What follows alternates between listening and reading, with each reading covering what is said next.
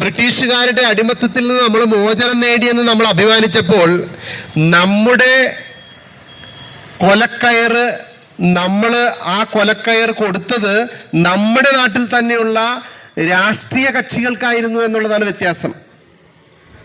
പ്രിയപ്പെട്ടവരെ, ഇന്നത്തെ ഓരോ രാഷ്ട്രീയ പാർട്ടികളെയും നിങ്ങൾ പരിശോധിക്കുക. മാർക്സിസ്റ്റ് ആവട്ടെ, BJP ആകട്ടെ, കോൺഗ്രസ് ആകട്ടെ, സജീവ രാഷ്ട്രീയത്തിലുള്ള ഏതെങ്കിലും ഒരു നേതാക്കള് ഇന്ന് പണിയെടുത്ത് ജീവിക്കുന്നവരെ ആരെയെങ്കിലും നിങ്ങൾക്ക് കാണിച്ചു തരാൻ സാധിക്കുമോ?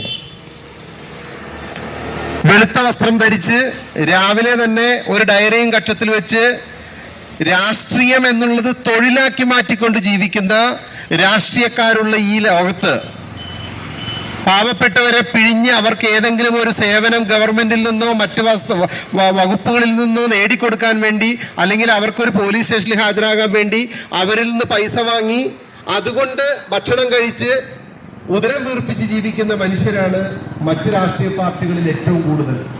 എന്നാൽ